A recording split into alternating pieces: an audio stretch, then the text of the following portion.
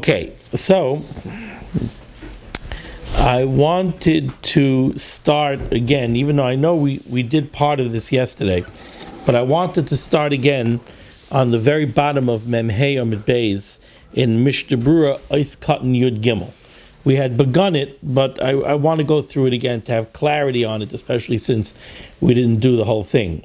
So the Ramah had said on the bottom of Memhei Amid Beis, the Ramah had said that when you do Hagala before, keilim Pesach la'achar sheish, the Ramah's words were, if you do Hagala on Erev Pesach, but after the 6th hour, so that's when Chametz is Asur Midaraisa, Tzarech lizaher b'chal hadvarim hanizkarim.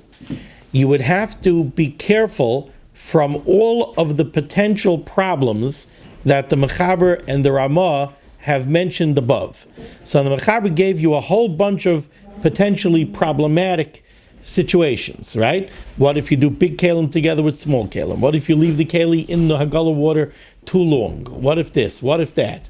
And all along the Mechaber kept telling you that the way to avoid these problems is by doing the Hagala before the Zman HaIsser.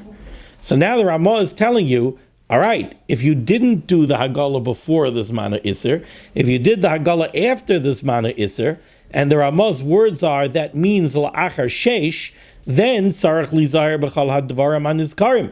Then you're going to have to take care from all the potential problems that we mentioned. She'ein sarach lizayer ben keilim sheish. But before the 6th hour, you don't have to worry about these things. That's the words of the Ramah. Now says the Mishnah Berurah. So first, right away, the Chavetz Chaim says lav dafka, that the words that the Ramah says la'achar sheish seems to be imprecise. Da'af la'achar arbat tzarech lizaher, because why is the Ramah picking on sheish? Why is he picking on the 6th hour? Chametz is already also b'drabanan, right? After 4 hours. Once you begin the 5th hour, Chametz is already also b'drabanan. And the Mishnah Berurah said earlier that after the 5th hour, after the Yisra D'Rabbanan kicks in, we're already going to consider any tam, we're going to call it tam isura. So now it's the whole way we were avoiding the problems until now was because we were saying it's before this man iser. So any blias are going to be nice and tam by nice and tam dehetera. But if it's after the 4th hour, so now it's also b'drabanan. So now it's not nice and tam bar nice and tam dehetera.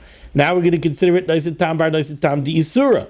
So therefore, says the Mishnah Berurah, when the Ramah says lachar sheish, it's imprecise. Really, it would be true even after the 4th hour. The chanal b'sif katan beis, like we saw earlier in sif katan beis. Kain kasvu kama achrayim. That's what many achrayim say, that the Ramah over here is imprecise. Ella shekasvu. I'm not. I would be interested in finding a different girsa in the Mishnah Berurah, in a different print or something that changes this word Ella. The word Ella over here is bothering me. I don't know how to properly use the word Ella here. But Ella shekasvu, I would have thought it would say va'oid or something. Ella shekasvu. Ella, just so you understand what's going in my mind. Ella, like Rashi says in beginning of Mishpatim, it says ve'ela ha-mishpatim shetasim l'fneim. Zakt Rashi, ve'ela is moisif al harishayim. It's and we're adding on to what came before. So first we had Maimon Har Sinai, and now we have ve'ela ha-mishpatim, all the dinim of Mishpatim, and Rashi says that afheim nemru b'Sinai. Just like these came from Sinai, these came from Sinai. Ella, says Rashi, without a vav, is Seiser es Harishayim.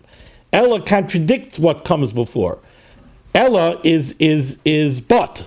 So Ella, the way he's talking over here, the Mishnah Berurah, it's almost like he's saying the Achrayim say that what the Ramah says after the 4th hour is imprecise. Ella, but even though it's imprecise, something. And that's not the way the flow of the Mishnah Berurah is here. So I don't know what this word Ella is. He translates it, however, also. The word however over here doesn't. I know what the Mishnah Berurah is saying, but the word however doesn't. Here, let's see what the Ramah says. So the first thing that the Ramah just said was that the la'achar sheish is imprecise, because it shouldn't be la'achar sheish, it should be la'achar arba. right? Ella shekasvu. Now, they also say, he brings this down from the Ma'amar Mordechai, the Pri Chadash, the Gra, the Pri Begadim, the ma shekasav harama, the tzarech lizar b'chal advarim, lav b'dafka. That's also lav dafka. In other words, there are two things that the Ramah said here. He said la'achar sheish, and he said the la'achar sheish tzarech lizar b'chal advarim and nizkarim. Now, I tried to translate that for you very, very carefully when I read the Ramah. Tzarech lizar b'chal advarim and nizkarim means we just gave you a whole list of potentially problematic situations, right? And the Mechaber told you, if you're kashering after the Zman HaIsser, then you have to be careful if you kashered big keilim together with small keilim, right?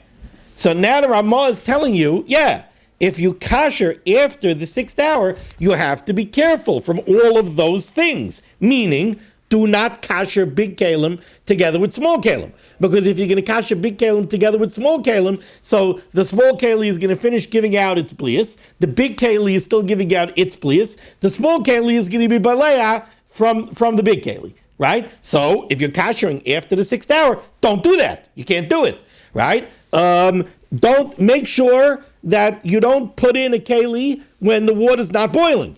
Because if the water's not boiling, it's going to be re-balea. So don't do that, right? Is that against what the Ramah said? No.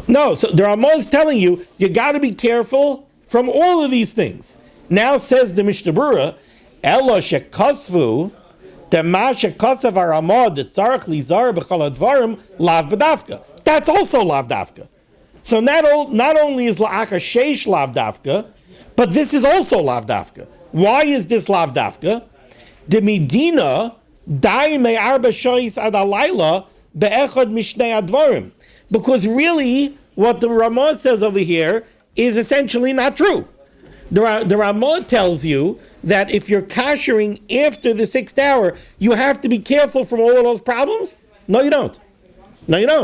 You could kasher big keilim together with small keilim. You know how? All you have to do is, you have to make sure that you use one of the two eitzes that we discussed. Either make sure that both keilim are einan ben yoimai, right? So let's say you want to kasher big plates together with little spoons and forks. So the Mechaber said, that's a problem after the Zman HaIsser, because the plate is giving out plita, it's giving out tam chametz.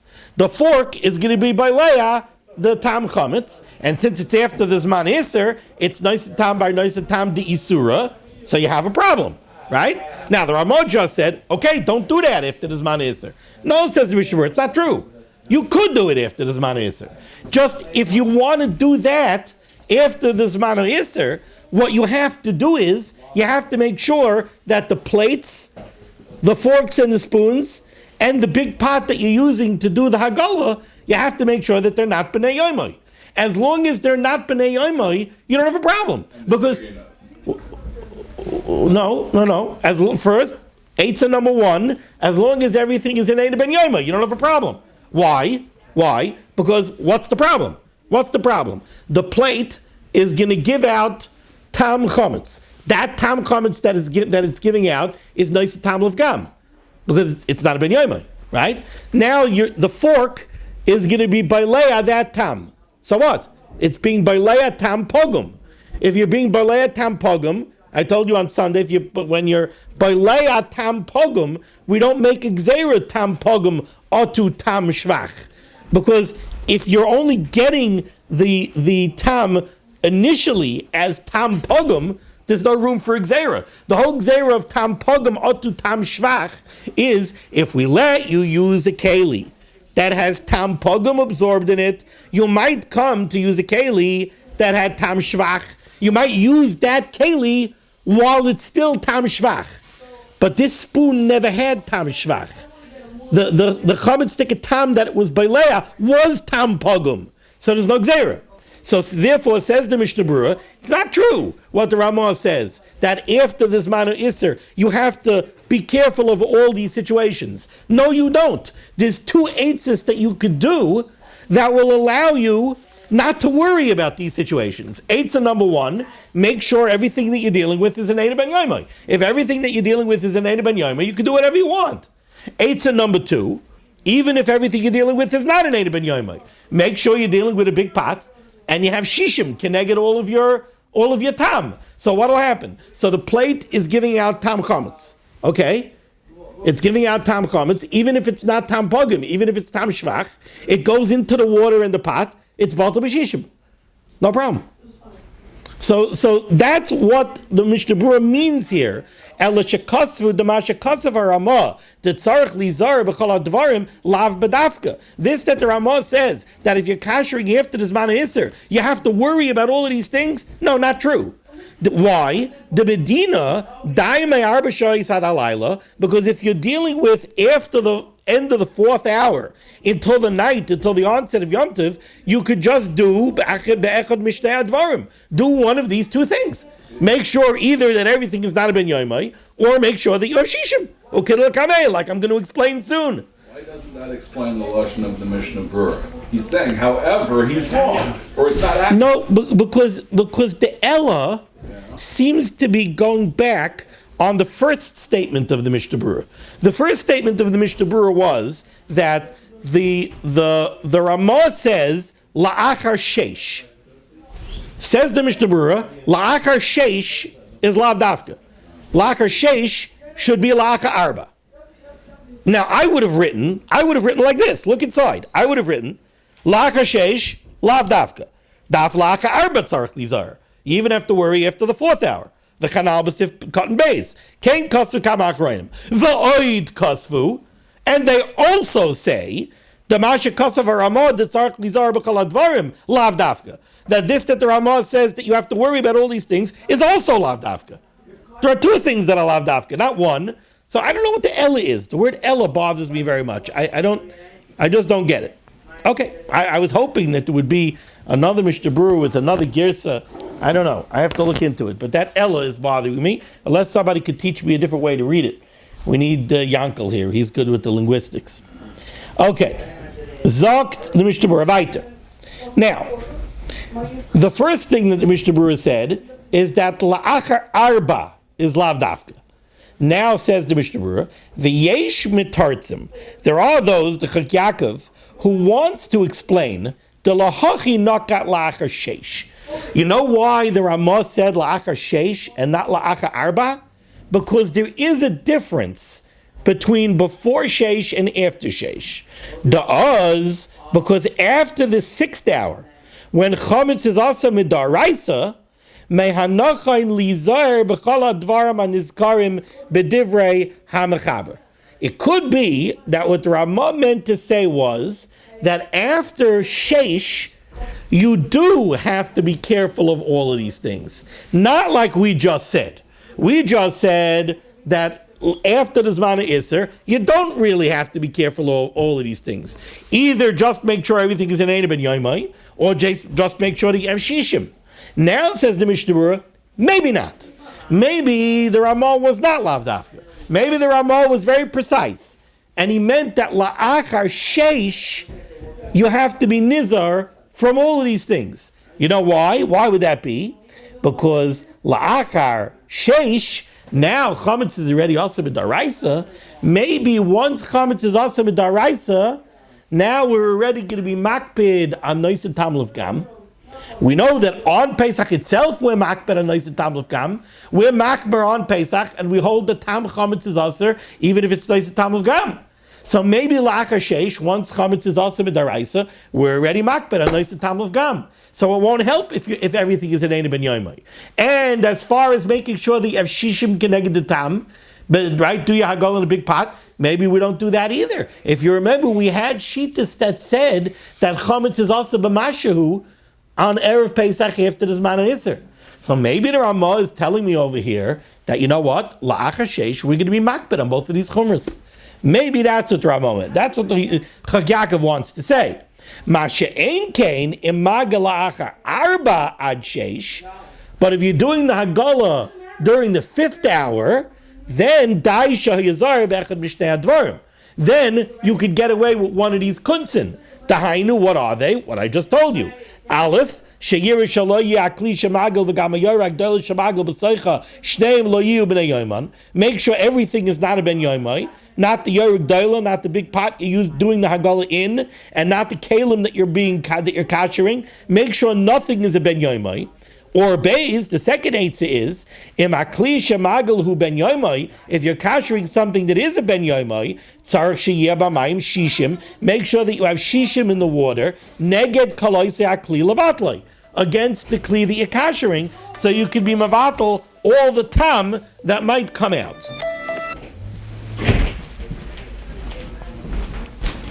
Okay. So that the Isser Chametz that's coming out of the keilim, oh, no, I skipped. Ve'emagel in the brackets. Ve'emagel harbe keilim zachazeh. If you had a situation where you were doing hagala on many keilim, right? You're throwing spoons and forks and cups. You're throwing a bunch of stuff into the pot. Tzarich sheyeh b'mayim shishim neged kulam. You would have to have shishim against all of these keilim combined, because the tam chametz that's coming out of all of these keilim, what he means to say is like this: you're going to throw a fork into the pot. Now you'll say, I have shishim in the water connected the fork, so whatever tam chametz comes out of the fork, it's bottle. Now I throw in a spoon. Okay, the shishim connected the spoon, it's bottle. I throw in a plate, the shishim connected the plate, it's bottle. And you think you could keep on going like this forever and ever and ever, as long as you have room in the pot. Says the Mishnah Berurah, no, you cannot. Because what will happen is, eventually you're going to hit critical mass, and eventually all of that tam chametz is going to combine together to overwhelm the shishim that's in the pot. You're not going to have shishim connected everything. Why? Just because you didn't pull the thing out. Why? Yeah, because that tam is still in there. The tam didn't go away. We're not doing libun. Libun destroys the tam. Hagala doesn't destroy the tam. The tam is there, but it's bottle. It's bottle b'shishim. What would be the difference? Yeah. If I took a fork, put it in, pulled it out. Now I took a spoon, pulled it in, put it out. And I did it 1,000 of them. What's different? That's a very interesting question that you're asking. What you're saying is the tam is still in there. So it doesn't matter if the fork isn't in there. I don't know. I had this question. I wanted to get an answer before I said the share, and I didn't. I have to get an answer to that question. I'm not sure. It could be that that's also problematic. If you've been dying in his words, you see, he doesn't say, the Mishnah Berurah doesn't say that you left everything in the pot. What are the words of the Mishnah Berurah? Ve'emagel harbe keilim zachar zeh. If you do hagala on a lot of keilim one after the other, tzarich sheyeh b'mayim shishim neged kulam. You have to have shishim connected everything. Now you see what they do in these places that they do hagala. They're switching out the water all the time. Are they? I don't think so. It's like a constant boil, and people are constant. It's like people coming in and out. They put it like in a basket or something like that, and they put it in. And they take it out. Take it out, but how many people are doing the same thing? You know. Does it matter?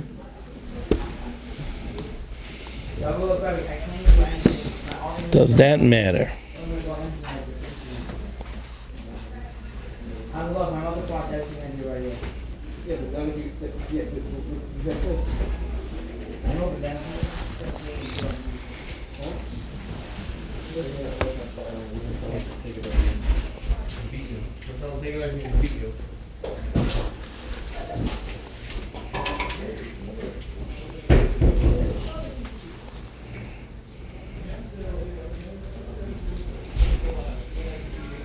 All right, I'll have to get an answer. Okay. Also, how would you even know when you get to that critical mass? Well, you have to know what you're kashering. Yeah. You have to know what you're kashering. You ever do it in your home and you cash a bunch of kiddush cups and you're kashering some soapware and you're using this and some knives and that, you know. When you think about what you're putting in that pot, at the end of the day, if you're doing the volume of the actual item, there's no way that each one is going to be more, at the end of the day. I really would love to get an answer to this right now.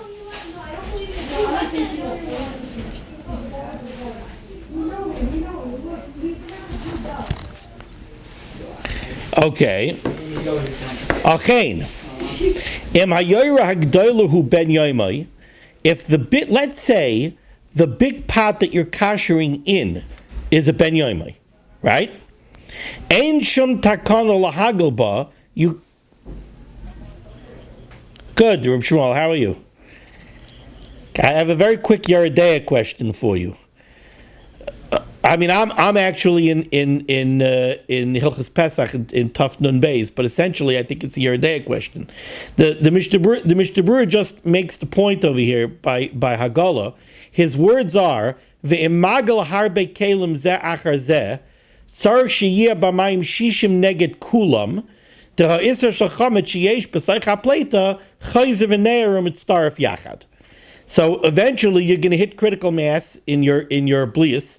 In the plitas, and it's going to overwhelm the shishim. It's going to be chayziv in there. You're not going to have shishim in the mayim anymore.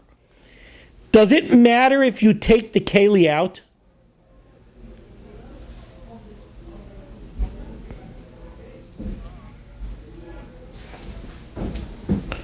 I mean, logically, it doesn't.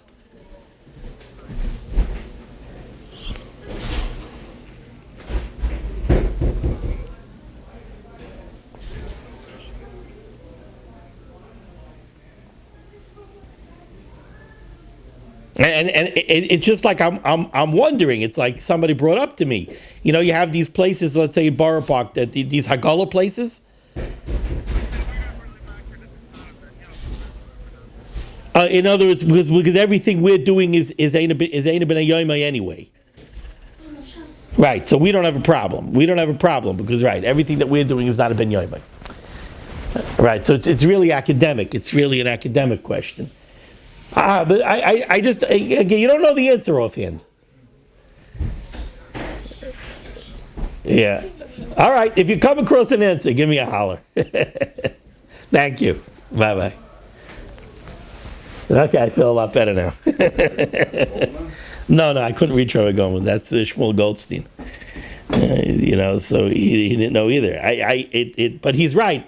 This I didn't realize. Your question about the places that are doing it in Borough Park, again, it's not Negeya, because even though... I hope it's Ben Yoma. Do they ask people? Yeah, because they do. They do. Because again, you need one of these eitzes. If you do what we do, that everything is not a Ben Yoma, so there's no problem anyway. So it's all nice time of Gam, so we don't have a problem. He's talking about over here specifically, where you see what the base is in the Mishnah Berurah?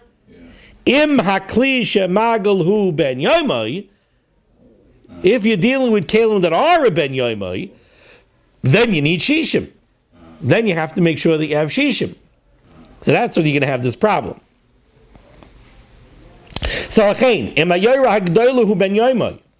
Now I just told you that one of the eitzes is just make sure you have a big pot and make sure you have shishim keneged everything that you're kashering. Now the Mishnah Berurah points out. Let's say the big pot that you're using for kashering is a ben yoimai. So you think, the Mishnah Berurah told me if I'm dealing with stuff that's a ben yoimai, I just got to make sure that there's shishim. Says the Mishnah Berurah, hold it. If the kashering pot is a ben yoimai, you got a problem. Ein shum takana lahaglaba, you can't use that pot for hagala, elim ken yakshira mikainim kadin, unless you do hagala on that big pot first. Right? Because if the big pot is a ben yoimai, so you have shishim in the water, you don't have shishim keneged the pot. So we're talking about a chametz stick pot. So the chametz stick blias that come into the pot. So you have shishim keneged the forks and the spoons, but you don't have shishim keneged the pot. So the tam chametz comes out of the pot, it goes into the water, and we said that pot is a ben yoimai. So that's tam shvach. So now that tam is going to go in, now you're dealing with tam shvach, right? That's going to go into the forks and the spoons. It's not bottle. Okay. So ancient takana lahagabal can yashir become kedin. The ma'im shebesoicha and bam shishim neged akli gufa kamavor biyardeh bekam bekaimis. Okay, now comes the punchline of this Mishnah Berurah. V'chol zeh midina. Everything that I've told you over here is true meikar adin. Aval kfar nagu lechatchila lahachmer b'chol hachumrus. But we are makpid with all of the chumrus.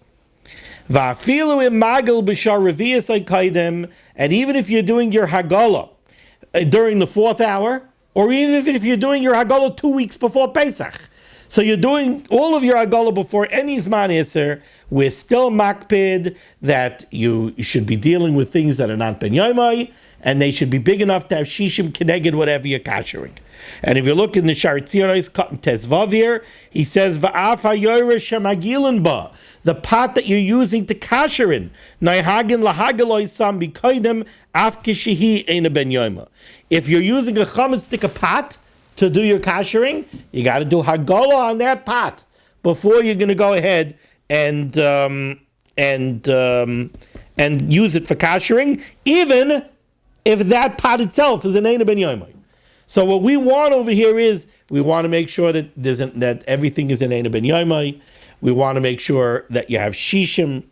We're not taking any shortcuts. If you put water to the top and you boil it so that it's going to boil over, is that a good hagala? Yeah.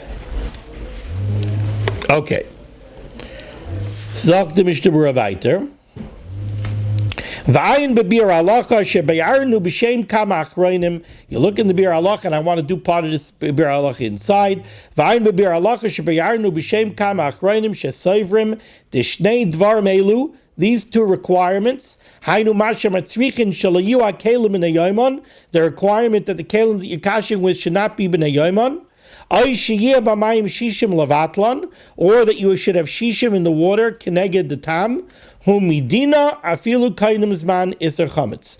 These are requirements minadin, even before the zman of iser, and that's the way we are noyig.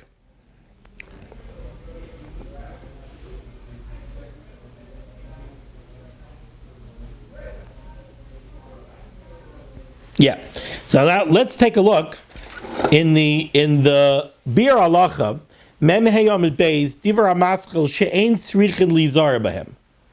And this is I just think this kind of locks down the rationale and the logic behind everything we've been talking about. Where is it? It's on mem hayom beis divrei maschil she'ein tzrichin lizar b'hem. See it? Yeah. Hinei harama v'hamechaber b'chol sif zeh. The mechaber and the Ramah in this entire sif kaima b'chada shitasa. They're following the same shita, the same rationale throughout this siman, and that is what the bizman shemuter hachametz, that before the zman of iser, when chametz is still muter, mikri noisin tam by noisin tam dehetera. Both the Mechaber and the Ramah, throughout this siman, everything that they have been saying has been built on this understanding that the difference between before the Zman of Isser and after the Zman of Isser is that before the Zman of Isser, you don't have any of these problems. Because, again, let's say you're kashering, and let's say you're kashering with something, you're kashering a keilim that is a ben yoimai. So it has tam chametz in it. Right? And you don't have shishim in the water to be mevatel the tam. Not a problem if you do it before the Zman Iser. Why? Because the tam will come out of the fork and go into the water. Now what are you afraid of? You're afraid that it's going to come back and it's going to be reabsorbed? That's noisin tam by noisin tam dehetera. Even if it's tam shvach, what is it? It's tam of chametz before the Zman Iser. So it's tam heter. So it's 2nd generation tam, it's not barnat dehetera. Not a problem. Both the Ramah and the Mechaber have been saying that all along. And therefore, ve'in tzarich lizar b'shum davar. And that's why the Mechaber and the Ramah kept saying all along, before the Zman Iser, you don't have problems with any of these things. Now, va'ayin ba'oila Shabbos u'b'pri chadash u'b'bir agra. However, look at all of these places. D'chol zehu l'das ha'poiskin shesoivrim the chametz mikri hetera bala. This logic works according to those shittas that we had earlier, that chametz before the zman ha'isur is called hetera. Then that logic is sound. If you're dealing before the zman ha'isur, chametz is heter, and it absorbed, these keilim absorbed the tam of chametz before the zman ha'isur, and now we're dealing with it before the zman ha'isur, so it's nice and tam, nice and tam, de hetera, right?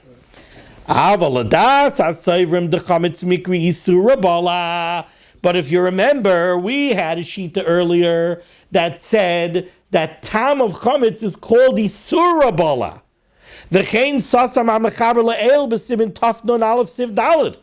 And really, we have a steer in the mechaber over here, because the mechaber ruled that way earlier in Taf Nun Aleph. When did he rule that way? Because the mechaber told us in Taf Nun Aleph a rule. The mechaber told us in Taf Nun Aleph, how do you kasher keilim? It depends how you used them. If you cooked in a pot, so you did it al yedei bishul, so how do you do kashering? Hagola. But if you used something al yedei ur, if something was beilei al yedei ur, if you used a spud over the fire, a spit over the fire, so it was beilei al yedei ur, then what kind of kashering do you need? You need libun. You need al yedei ur. That's only true if you consider chametz to be isura bala. If chametz is hetera bala, then even a keli that was beilei al yedei ur could be kashered with agola. That's the rule in Yeridea. If it's hetera bala, you could do kashering through hagola, even if the blias went in al yedei ur. And the mechaber said if it went in al yedei ur, you need libun.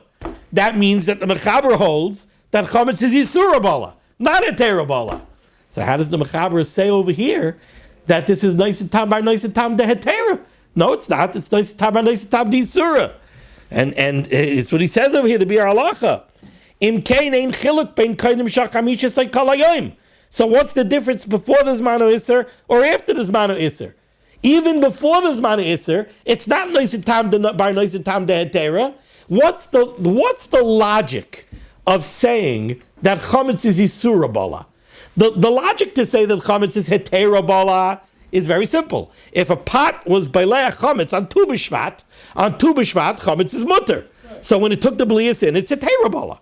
What's the logic of saying that it's isura bala? So the Achrayim explain that the logic is that what's the classic example of hetera bala versus isura bala? The classic example in Shas is basar kachim. Somebody brought a carbon shlamim. The basar from the carbon shlamim is mutter. For how long? It's mutter for 2 days and 1 night till it becomes nicer. Once it becomes nicer, it's aser. So what everybody says is, before it's nicer, it's hetera bala. Once it becomes nicer, it's isura bala. So the question is chametz comparable to that or not? On the one hand, it's comparable, because the same way the pasuk kachim is mutter until it becomes nicer, the chametz is mutter until it becomes aser. But there's a big difference. You see, the basar kachim, it was basar now, it's basar then, it changed in status. Over here, it was basar kachim, and now it became nicer. So now it's nicer, before it was not. That was a hetera bala, this is isura bala. Chametz, by chametz, it was chametz before, and it's chametz after.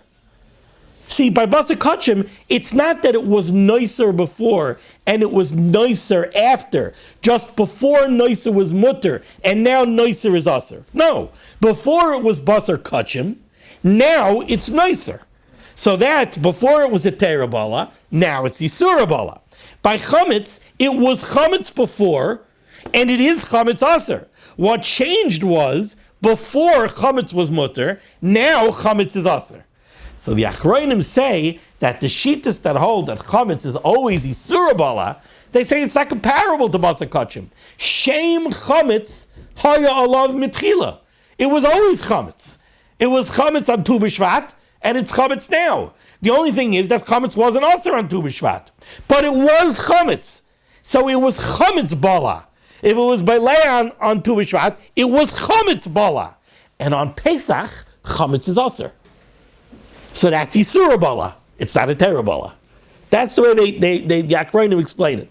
So if the Mechaber told me earlier that we're going to call it Isura bala because Shem chametz alav, so too over here. What are you telling me that it's nice in Taban?